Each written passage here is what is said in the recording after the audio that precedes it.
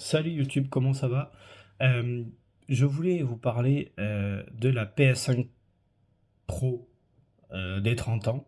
Alors cette vidéo sera très très courte, hein, pas très très longue, mais bon, j'espère que ça vous divertira un minimum. Voilà, donc on va parler de la PS5 Pro des 30 ans, édition limitée 30 ans, il n'y a que 12 000 et quelques exemplaires, je crois, si j'ai bien vu sur internet. Donc j'avais envie de vous parler de ça et bon, le prix. Voilà, parlons du prix. On va pas tergiverser, 1 100 € la console. Ah, ça fait mal quand on calcule, hein. Hmm.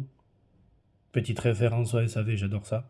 Mais plus sérieusement, 1 100 €, euh, ça fait quand même un peu mal aux fesses, hein. On va pas se mentir, c'est pas une console qui sera utile, hein, à mon avis, parce qu'il n'y a rien de plus que la PS5 Pro qui est déjà, elle, très très chère, je trouve. Pour améliorer un petit peu le ray tracing et le 4K, je trouve que c'est beaucoup trop pour ma part. Voilà, je sais pas. Dites-moi, vous, si ce que vous en pensez. Si vous l'avez acheté ou pas. Ça m'intéresse aussi.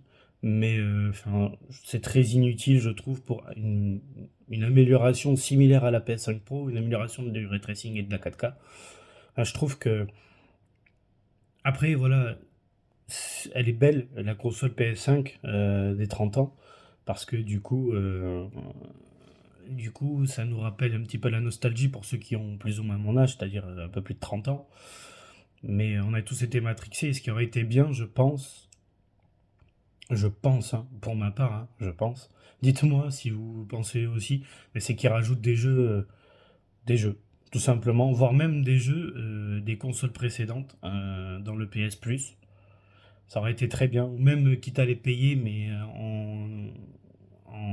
en réduction, quoi. Ce serait bien aussi. Je pense que c'est ce qu'il aurait fallu aussi pour cette console. Voilà. Sur ce, je vais vous laisser. Et bon, c'était une vidéo très très courte, hein. Ça, je vous le cache pas. Mais c'est quelque chose de très très simple. J'avais envie de voir ça avec vous. Voilà. Dites-moi. Dites-moi ce que vous en pensez. Et puis, on verra comment ça se passera pour la suite, hein, pour la Play. Et en espérant que ça se passe bien, parce que la console, à mon avis, ne fera pas beaucoup de ventes, hein, au passage. Je pense 1 100 €, il y a que ceux qui vont présenter la console sur YouTube qui vont la prendre, hein, je pense. Autrement, personne d'autre va la prendre. Ou alors ceux qui ont vraiment, vraiment, vraiment les moyens. Mais bon, moi déjà, je la prendrai pas, c'est pas mon cas. Je la prendrai pas, j'ai pas les moyens. Donc, euh, donc on verra comment ça se goupille cette histoire. Et c'est sûr que, comme je l'ai dit auparavant, ça aurait été bien qu'ils mettent des jeux.